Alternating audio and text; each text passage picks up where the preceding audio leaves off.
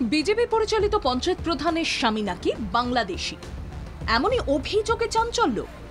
নদিয়ার নাকাশিপাড়া ব্লকের বেথুয়াডহরি ২ নম্বর পঞ্চায়েতের প্রধান রীনা সরকার কবিরাজের স্বামী সঞ্জিত কবিরাজের নাম ভোটার তালিকায় থাকা নিয়ে শোরগোল পড়েছে। এলাকার বাসিন্দা না হওয়া সত্ত্বেও কিভাবে ভোটার তালিকায় নাম উঠল সেই প্রশ্ন উঠতে শুরু করেছে। যদিও স্বামী যে এলাকায় থাকেন না এবং তার সঙ্গে বাংলাদেশের যোগ রয়েছে তা মানছেন পঞ্চায়েত প্রধানও। পাশাপাশি আদালত অবমাননার জন্য সম্প্রতি গ্রাম পঞ্চায়েতের ওই প্রধানের ক্ষমতা খর্ব করেছে কলকাতা হাইকোর্ট। আগামী 1 মাস পঞ্চায়েত পরিচালনার কোনো কাজে অংশগ্রহণ করতে পারবেন না প্রধান। ততদিন পঞ্চায়েত প্রধানের জায়গায় কাজ পরিচালনা করবেন উপপ্রধান।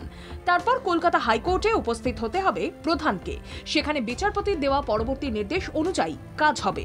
তবে বিজেপি প্রধানের বাংলাদেশি স্বামীর নাম বেথুয়াডহরের ভোটার তালিকায় থাকা নিয়ে চাঞ্চল্য ছড়িয়েছে। যদি বলা হয় তাহলে আমরা নিজেও বাংলাদেশি। আমার মা বাবা ৭১-এর সময় এদেশে আসেন, তারপর আমাদের এখানে জন্ম, সেই সূত্রে আমরা এখানে বসবাস করছি। আর ওর সঙ্গে আমার কোনো যোগাযোগ নেই।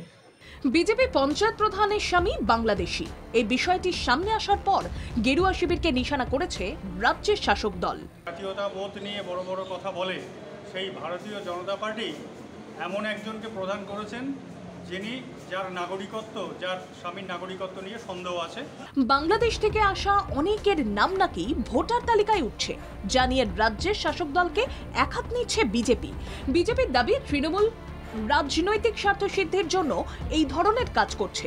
কিন্তু এবার বিজেপিরই পঞ্চায়েত প্রধানের স্বামীর নাম রয়েছে ভোটার তালিকায়, যিনি আসলে বাংলাদেশী নাগরিক বলে জানা গিয়েছে, জানিয়ে পাল্টা বিজেপিকে নিশানা করেছে রাজ্যের শাসক দল। নদিয়া থেকে মাধব দেবনাথের রিপোর্ট, বাংলা জাগো।